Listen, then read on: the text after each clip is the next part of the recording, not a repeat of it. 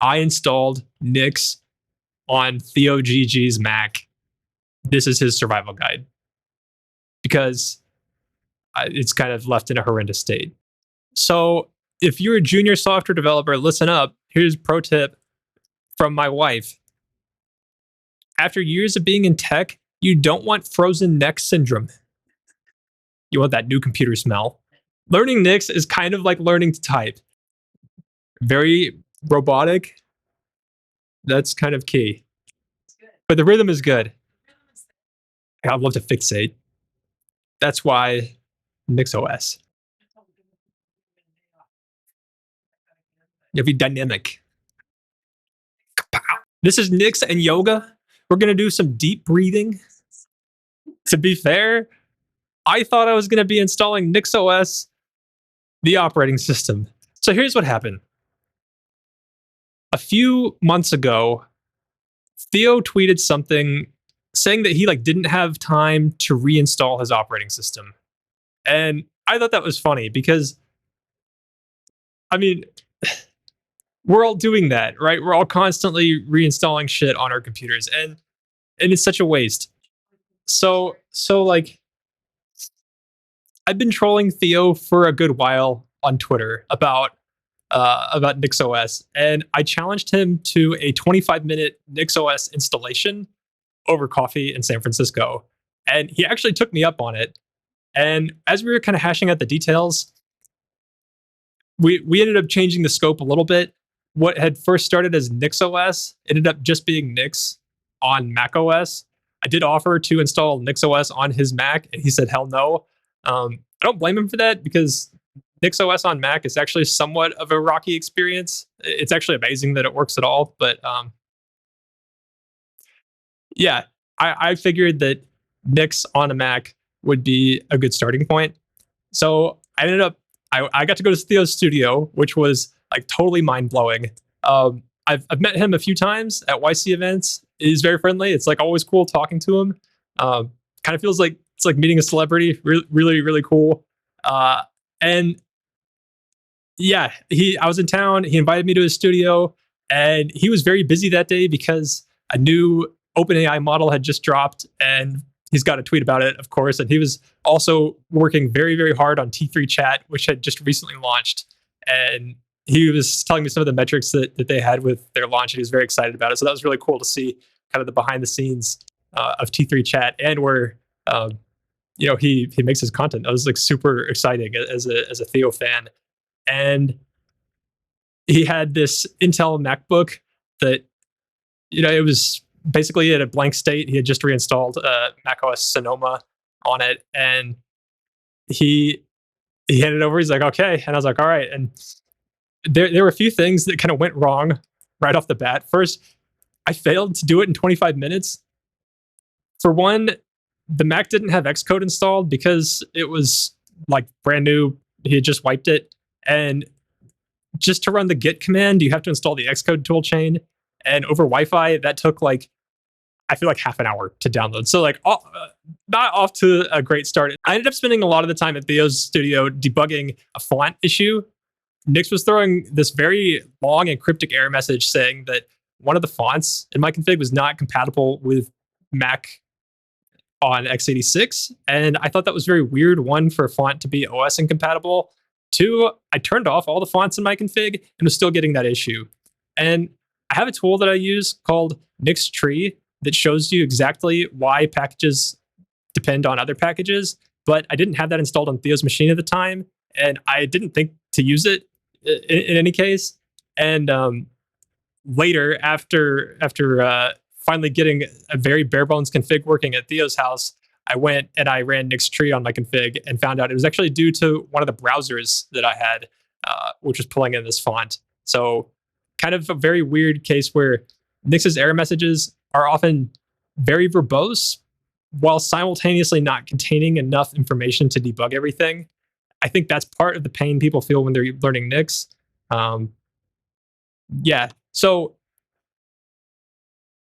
because of this font issue, I ended up having to rip out most of my packages from my config. I ended up getting Theo's Mac in a state where he could look at my config on GitHub, look at his very minimal config, and add packages. I had initially kind of wanted to make a video walking through how Theo can proceed from here with the state that his machine is in, but I actually think it would be more interesting if Theo just gave it a shot and tried adding packages. And after getting over some of the initial pain of like setting things up, once Theo, once you're proficient in Nix, I'm curious what works for you and what doesn't, like, and whether you ultimately stick with it. I've been using Nix since 2022, and while the learning curve is a thing, it's not as bad as people say it is. And the value that you get from Nix, the amount of time that you save, the fact that you can approach an entire different class of bugs systematically where you don't have a way to do that without Nix, the fact that LLMs can write Nix and debug issues like configuration issues, all of these new things that are afforded to you by using Nix vastly outweigh any amount of time or effort and frustration that you have to expend learning Nix. I want to cut to a couple clips that I prepared just for Theo to show what it's like using Nix on Mac, mostly showing pain points. And I don't know if I offer solutions, but I want to draw attention to them. I want to be very realistic about the rough edges that Nix has. I think the benefits I've spoken a lot on. I think that it's also self-evident when you start using Nix, you will see benefit from it. But I think that one thing nobody really talks about enough with Nix are these pain points, and I just want to show them. So here we go. Anyway, I lost my train of thought. I'm just going to move on. So this is my home config. You'll see a few things that are probably obvious in here. On your machine, I ripped most of this out because I couldn't tell it was breaking. I've since figured that out. I've basically broken this down into a few sections. One of the most interesting ones is the programs section. These are Nix packages that have a lot of additional config, for instance, NeoVim or Git. I'll show you my NeoVim config later. It's actually like 80% of this repo, but you can do really cool things. Like for Git, I have different signing keys that I use for personal versus corporate projects. And it's very easy to toggle between those using your home config. Another one is like the home directory, for instance, is platform specific. Of course, on macOS, you have /users. On Linux, you have /home. And it's really easy to do platform specific changes using helper functions like isDarwin or isLinux. Okay, another thing that I want to show is, it's actually commented out on my config, but you can use Ccache with Nix. And I don't know if you do a lot of C or C++ programming, but I think it's worth talking about because it is a very weird kind of violation of Nix's purity that actually still works, kind of. So if you don't know, Ccache is basically a compiler cache for C and C++. It lets you avoid a lot of recompilation, obviously. And you can actually even share your Ccache with your team, which is cool, over the network. And with Nix, it seems like this shouldn't be possible because when you're building a project, the only outputs that you should have would go into the Nix store. However, with Ccache, that's not the case. It goes into a completely different place, potentially over the network. And when you're building, you're also pulling in those outputs as inputs, to if you're using your cache. And this requires a change. I think I'm still kind of working on some of the kinks of this, but when I got this working, I had to make a change in my system level config and my home manager config to update what Nix calls like the sandbox paths. And it works. You can use Ccache with Nix. It's really fast. It's really great. However, we have been burned in the past where one of my colleagues and I were getting Nix basically hash mismatch issues, and the error messages that created were just horrendous and very hard to interpret. And we did spend an afternoon trying to figure out how the hell we were getting different hashes for the same input. So be careful with Ccache if you're going to use it, but know also that it can still be used with Nix. So I define all of the Nix packages that I import without setting any additional configuration. unlike programs, which is packages that have configuration, the packages section, it's just a list of packages, and that happens here. So I actually, because I end up trying so many random packages too, I just always copy their description from their Nix metadata and just paste it in here. So myself and anybody else that sees this, it's easy to remember what these things are. And yeah, it's cool. Like I know like with apt and stuff, you can see like what you've installed, but just having like a declarative way to see exactly what's on your system, I really like this. And again, you can specify if something is system dependent, Linux only packages, Mac only packages. And this is actually where I had ended up spending most of my time at your studio. Somehow my list of packages got, I don't know if it was like vibe coding or what, but like the platform specific packages were all out of order, and I ended up having a lot of things in the Darwin category that shouldn't have been there. Um, so it's I think actually it touches on a bigger issue with Nix is that maybe it's like a me problem, like a skill issue. I don't know, but I feel like it's very easy to let your configs drift. On one hand, like at least it's an issue that can be solved and reconciled, unlike just having your state implicit. But to me, unless you're like really on the ball about always committing your changes and like syncing across your machines, like you can get config drift, and that's very frustrating. Like I've even had merge conflicts with my own config, and like that sucks. So like the common theme with Nix is that you get sometimes really like painful problems like that. On the other hand, at least you have a path to resolve them. And I don't think that these problems would not exist if it weren't for Nix. So Nix Index is a very useful package to have. If you find yourself trying to search through Nix packages frequently, which you almost certainly will if you use Nix, um, Nix Index lets you build a local index so that you can do that obviously faster. This actually kind of reminds me of something that, in my opinion, could be better about Nix and Home Manager, which is if you have, let's say, like this Nix search package, and you know that it depends on Nix Index, I think that that dependency, it's not always clear. I mean, of course, to build a package like Nix search, if it's like a binary input to that package, Nix will handle that just fine. However, like if it's more like a compatibility thing, and I actually see this a lot in my NeoVim config, where, for instance, some of the LLM coding assistant plugins require maybe like Olama or something on the system, and like it would be very easy to break the NeoVim config by removing Olama from my config, because it's more like an optional dependency and there's no like explicit relationship defined between those packages, because technically they can exist as independent packages. I wish that Nix allowed you to couple packages that otherwise could be independent but are like dependent on each other in some other hidden way. Kind of like a weak reference, I guess. That would be really cool. Okay, another kind of fun thing about Nix, there's this magic command called comma. You can basically say like comma and then Inkscape.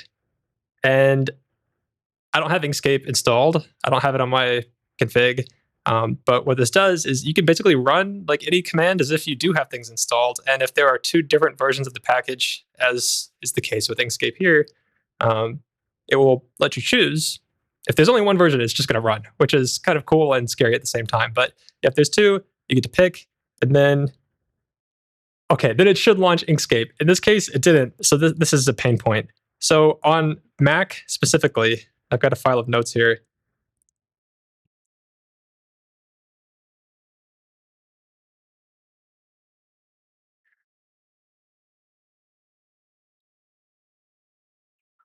I don't know why, but every time Mac updates their version, like especially major version bumps, and on this latest version, every time that I restart my machine, for some reason, the Nix daemon isn't running. So here we go. Now we're going to run Inkscape. Yeah, there's there are so many different ways that people will report issues on Nix. Like the forums are big. There's like a whole matrix chat on it, and then of course GitHub issues. And I feel like like people report issues in too many places, and then in all of those places, the issues don't really get enough attention. I think just the team is very spread thin. I actually a lot of the time too, like I'll use a tool called Nix Output Monitor, especially if I'm building like a project, not like my home config, but like if I have a whatever I'm working on that day. Um, I have a flake for that project, and then I use Nix Output Monitor or NOM to build it because it gives you this very beautiful like tree-like view of all the dependencies, and you can see how Nix is downloading multiple packages in parallel and building packages in parallel. And it's like an entire additional layer of concurrency in your build system that nothing else gives you. Like makefiles have the -j flag, and that obviously allows you to build multiple source files in parallel. Nix lets you do that like across many packages, including the download, which is something that Make doesn't give you. And even like Docker, right? Like you don't have that. Um, Another fun fact, like Nix is a better Docker image builder than Docker is. You can get, because you know the exact dependencies that you have in your package, you can end up with smaller Docker images than you would otherwise have if you build them with Docker. And what's really cool is with like an additional line or two of code, you can actually turn that into a full-on like VM image for QEMU or like an AWS like AMI, which is like I think just mind blowing.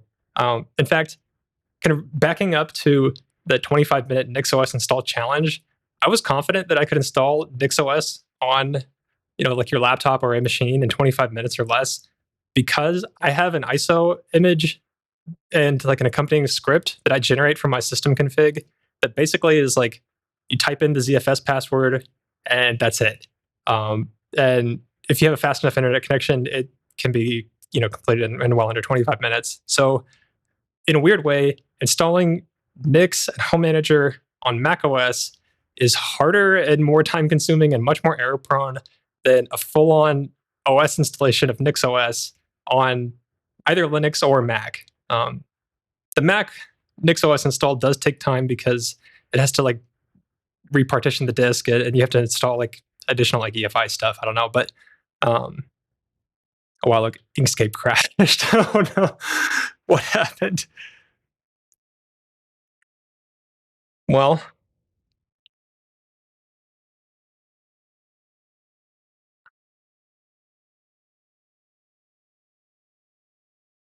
that's weird. So I'm using QuickTime to record this. I don't. I saw you tweeted something about like, does anybody make a decent capture card, right? And I think that that's probably the way to do screen stuff, like with the capture card. Um, wow, what's going on here, macOS? But yeah, I don't know. None of the capture cards on the market look good, so I haven't bought one. Um, okay, what's going on with Inkscape? Wow,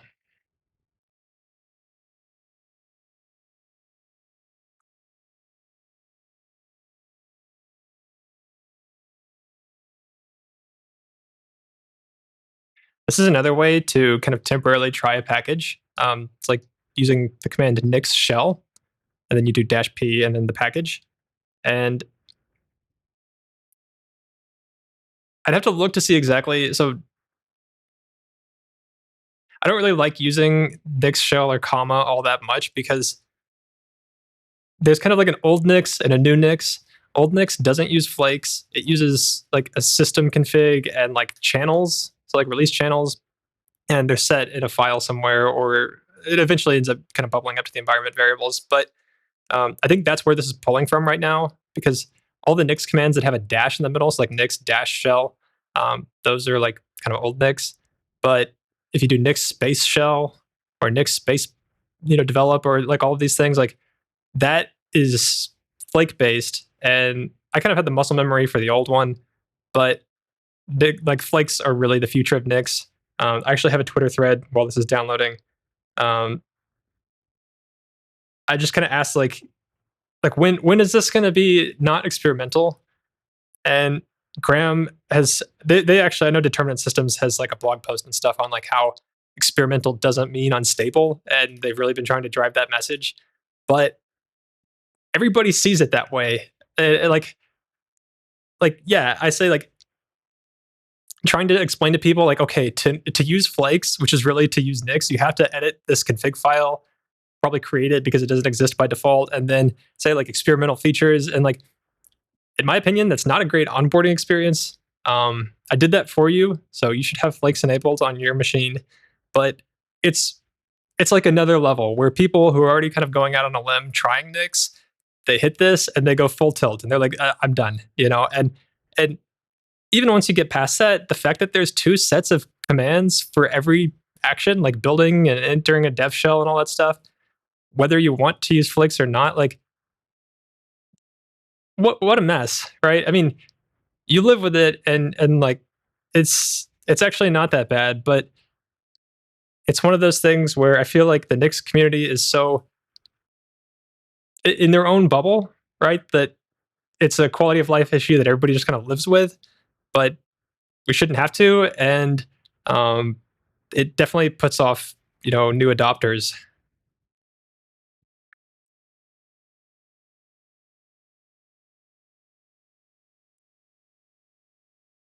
Another thing that's kind of annoying is you run Nix shell and it's going to drop you into Bash by default.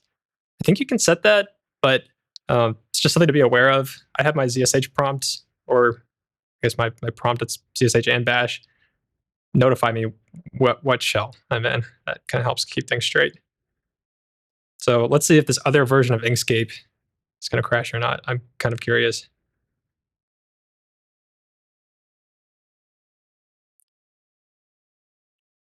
Okay, so yeah, clearly these are pulling from different inputs. The Nix index and comma side of things is pulling from one set of Nix packages. The Nix shell that's not using Flakes is pulling from another. Like this part, I'm sure there are people who use Nix that are more knowledgeable than me on like exactly where you can see what the source of the inputs for this kind of stuff is. But I don't know, like if you just declare things in your home config or in your project specific Flakes, you know exactly where things are coming from, you know which version of Nix packages, and you're good. Um, all of the kind of ad hoc, like Nix shell, like temporarily trying packages in your environment, to me, that's always been less clear what version of a package I'm actually getting. You can just to kind of round it out, like you can do Nix shell, and then I think it's something like, so without the dash. Um, Let me see if I have a.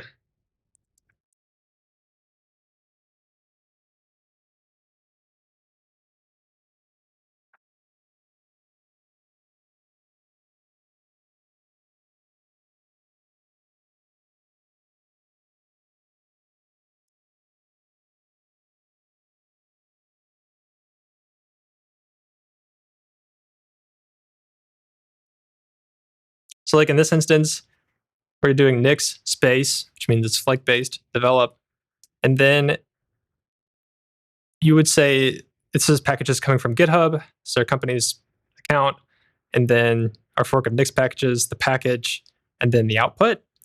And you could do a similar thing where it would be like Nix shell or develop, GitHub, NixOS, Nix packages, and then the packages that you want to run.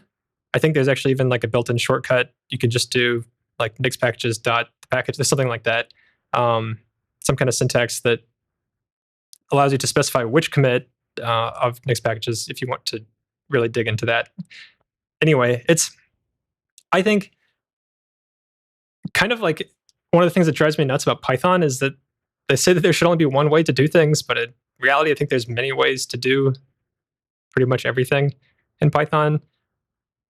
Nix suffers from this too, and I think a lot of it comes down to the split between whether Flakes are going to be a permanent part of the language or not. And I think that's really unfortunate because Nix doesn't make sense without Flakes. The point of Nix is to be deterministic, to specify everything, and to have pure evaluation in your builds. You can't do that without Flakes.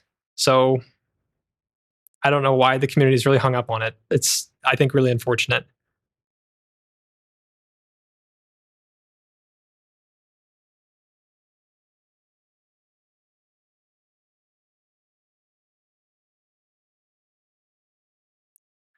Another thing you'll kind of notice with Nix is that this is interesting. Okay, I have no idea what the state of this package is because I honestly forgot what we've done with this one. So I don't know if this is supposed to fail or not. But I will say I've had Nix really bog down on me at times, and it seems like there's no cause for it. But actually, if you pull out Wireshark and you look at it, you'll find out that GitHub is throttling you. So you should set your GitHub token in your GitHub config via Nix if you don't want Nix to randomly throttle you. Okay, another thing, yeah, looking at my notes, I think we've covered pretty much all of this, and this isn't even comprehensive. There's a lot more that I want to say, but like you have to garbage collect Nix. You can set it up to do it automatically, at least on NixOS. I don't know if you can do it on Mac through a home config or what, but yeah, the Nix store, everything goes in the Nix store. I actually have no idea how much you do or don't know about Nix, so I'm assuming familiarity with at least the basics. Everything lives in the Nix store, which is how you can have like multiple versions of the same package concurrently on your system.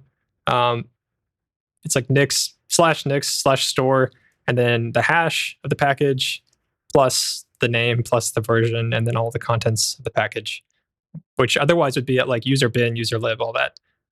So these things will accumulate, and you can actually see which packages in your system that you're actively using in your config, and your like if you have a project that builds with a flake, and then you've compiled it recently, and then you have like the result of that. If that's still on your disk, you'll see that that dependency is like linked to the store. So you can garbage collect to remove things that are otherwise dangling and no longer needed. This is kind of required in order to save space on your disk. And then the Nix store itself can be, they call it optimized, which is basically just taking duplicate, I think it's block level optimization. So if you have the same file or blocks within a file across different things in the Nix store, which is pretty much guaranteed to happen, they do some magic under the hood, probably with links. I don't know. Maybe it's just like a hard linking thing. I don't know. I use ZFS, obviously not on Mac, but on Linux, to take this another step further with transparent compression, which helps a lot, and block level file deduplication, which I think kind of makes the Nix store optimization redundant, but obviously it applies to your entire disk, and that's nice. So if you're not using ZFS, I encourage you to check that out. It's very cool. I actually have, I think it's off camera, but we've got a 100 terabyte ZFS cluster in my garage, and yeah, it's neat. Volnix allows you to take a Nix build output, which is typically stored in like a symlink to, it's like a symlink named result that links to the Nix store, and then that's got your output, and then all of the packages that depend on that, Nix can resolve them through the store. And that's the input. And the output is a list of all the CVEs that are associated with the dependencies of your package. And I think that's kind of cool. I think obviously there's other tools for vulnerability management, but just being able to get a relatively quick look at like what is wrecked on your system is kind of nice to have. And as far as I know, there's nothing that does this. It's such like a simple and elegant way for project and system level configs. So kind of a neat tool.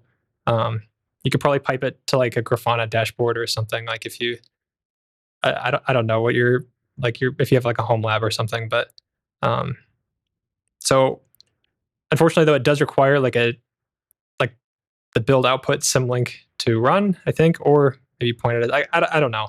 Anyway, I'm trying to build right here my home manager config without using home manager switch, because that will just apply it. I want to just build it and then put the symlink in the repo, and it's taking a while to evaluate, which is what's going on now. That's kind of another thing. Like the Nix package manager evaluating the Nix language, that evaluation takes a long time. Sometimes it's hella slow, and there's really no indication as to like what is happening. This thing's been going for about 5 minutes, and it actually hasn't even started downloading packages or doing any of the build or anything. Okay, wow. Well, after 5 minutes and 40 seconds of evaluating, this thing blew up spectacularly. And you kind of are actually now seeing what I'm talking about when I say that Nix's error messages could be better. Like, it almost gives me feelings of like Java stack traces. You know, like this, it's bad. Honestly, most of the information is irrelevant. Although, if you do look at a full trace, like if you really can't figure out what's going on, usually that'll kind of get you most of the way there. So it's not good. Not a good situation. Nix error messages. Um, Not good.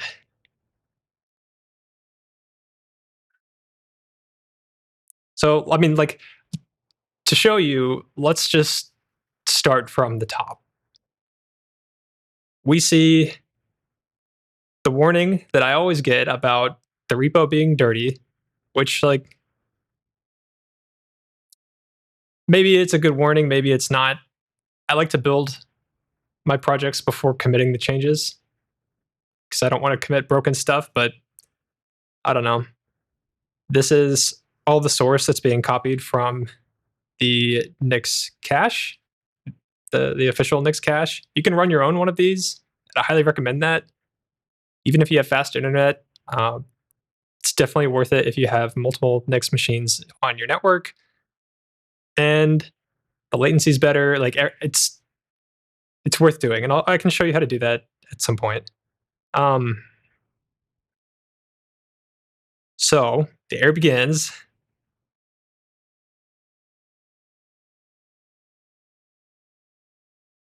See like a lot of Nix internal junk.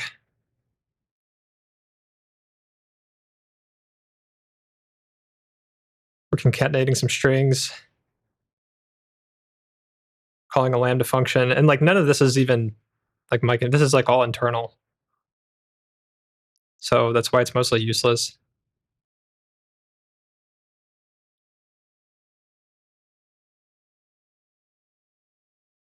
Okay.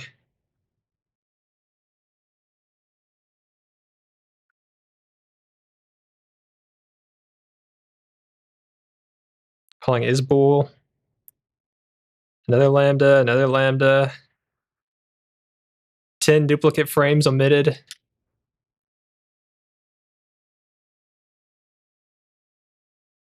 Read file. Okay. Dot files config for iterm 2. Yeah. I used iterm before I started using Nix, and I, until recently, have just managed that config independently.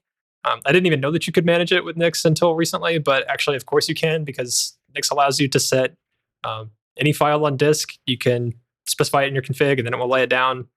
Actually, a symlink to that file, but it'll put it on disk. So that obviously works for iterm too.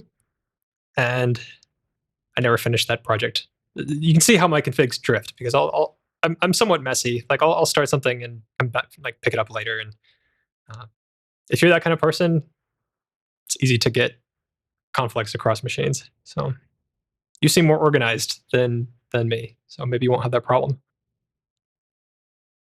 Okay, so it's acting like this file is not there,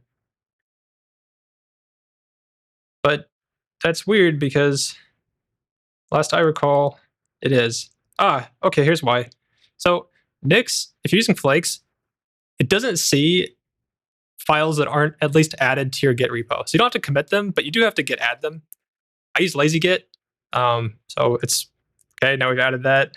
It's pretty simple to do that, obviously. Now that I've added it, we can run that again and probably wait another 5 minutes, 40 seconds. Hopefully there's no more errors at this point, but yeah, that's at least the issue there. So we see read file, opening file, no such file. It's crazy. Like how many lines, right, of error messages did we get just to find out that a file wasn't added to the repo? Like That's kind of nuts. Now what? Okay, success. We can now run Volnix. So another thing that I don't like about Nix and a lot of the tools that use it is that they often run with zero indication that there's any progress being made or that anything is happening at all. And it's made worse by the fact that oftentimes they get stuck in a way where nothing is happening at all. Like if you're hanging because GitHub has throttled you. And I think that's crazy. I think that software should provide feedback to its users that it's actually doing something or if it's stuck. And it's kind of one of those things where when I show people Nix, it makes me feel like I'm like day one of my very first internship ever, where you're showing your colleagues something and it's just hanging there and they just look at you because there's no indication that like anything is actually happening. Like I hate that. Okay, great. So here are all the vulnerabilities that my system, well, my macOS system config has. Um, wow, these are not that good. We got a 10 for 10 on XZ. Okay. I don't know. Like,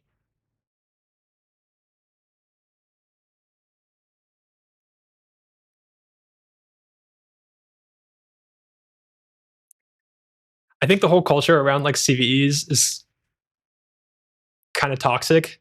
Um, I don't know. I used to do a lot of security work and I've seen kind of both sides of this.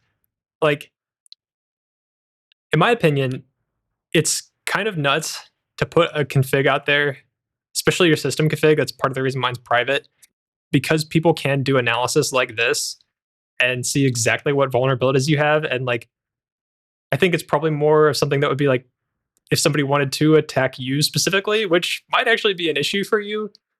Maybe you shouldn't publish your configs publicly. Like, I don't know. Like, you now know that my version of XZ has a like whatever. Let's actually see like what is this one? Oh my god.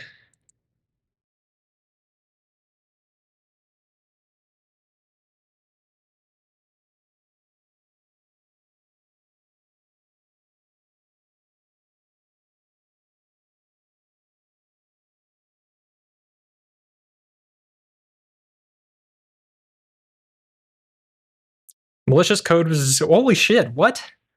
Discovered in the upstream tarballs of XZ, stating that with version 5.6.0 through a series of complex obfuscations, the lib LZMA build process extracts a pre-built object file from a disguised test file. What? The result is a modified liblzma library that can be used by any software linked against this library, intercepting and modifying data. Wow. Okay, that is not good. Um, let's see if we can make that go away.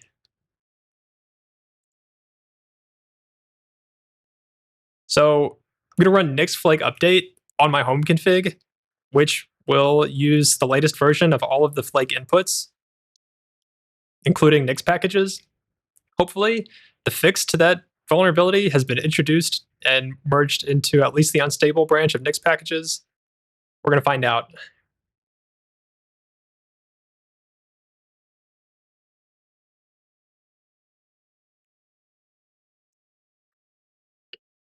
So we'll build the config again. This is just the build, it's not actually applying it.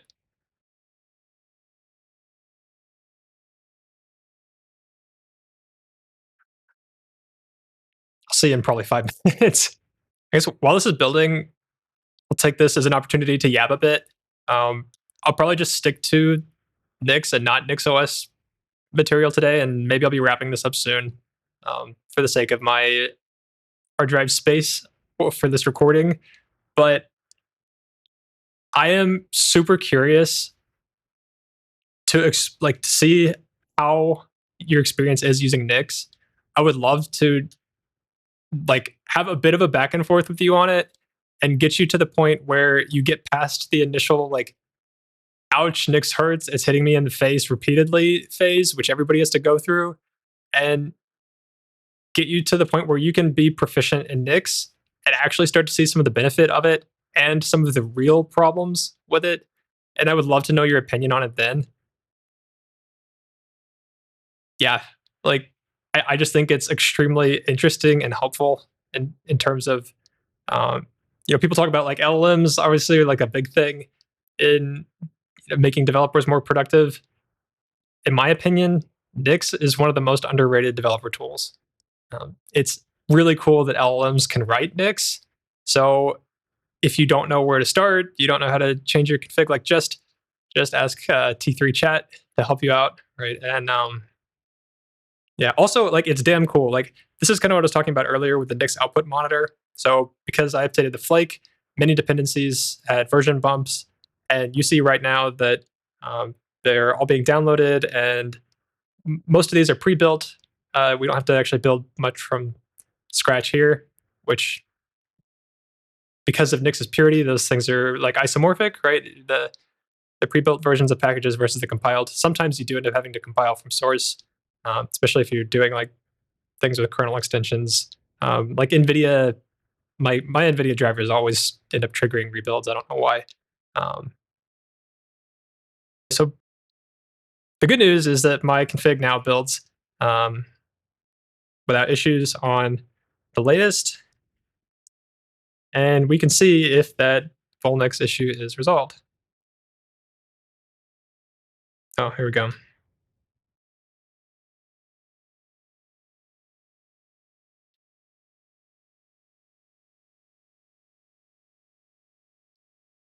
Wow. Okay, so they haven't fixed that yet. That's pretty concerning. Um, Yikes. I guess the good news is that Nix makes it easy to know about these kind of things. Do you find that knowing about all the vulnerabilities on your system prevents you from sleeping as well as you otherwise would at night? Maybe don't run Volnix. Um, I would be curious to see, like, if Ubuntu's latest is affected by this or not. Like, how? I mean, if this issue is even solved or not, I don't know. What else did I want to cover today?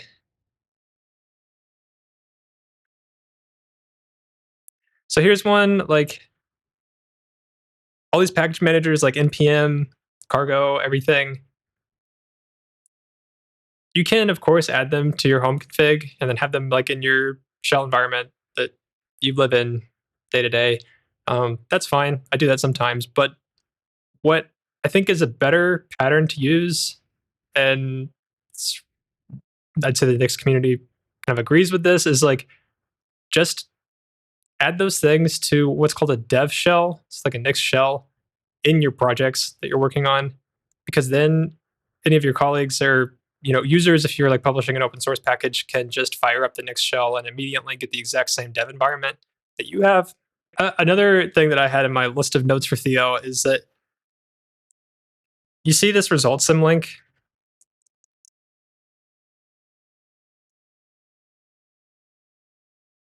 So this is the build output for my home config, links to the Nix store, and the contents of this in the Nix store are immutable. You can't write to it or change it. You can remove it through garbage collection. But what's kind of interesting is that if you have this symlink on disk like we do now, it will prevent everything referenced from that from being garbage collected. So you don't want to have a bunch of these result symlinks dangling on disk for a long period of time if you don't want your disk space to evaporate. One way to find them is just doing like a find and a grep and looking for the symlinks that you no longer need. There's actually another tool, and I'm totally blanking on the name, and I can send it to you later. But there's a tool that will actually walk the Nix store and help you find uh, all of these, like kind of the garbage collector routes that you might not need anymore. And that was my video for Theo. I hope that I haven't scared everybody watching this away from using Nix. I just really think that it's important to focus on the rough edges of Nix.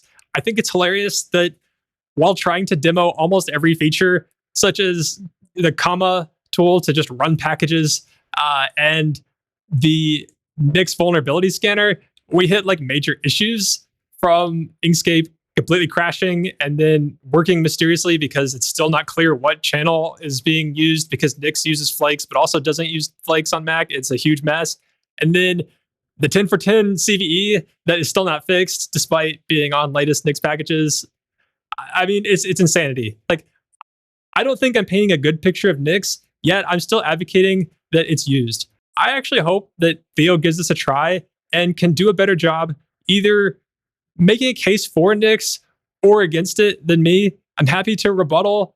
It was really cool hanging with Theo, and I'm just going to cut it there. I'll see you guys.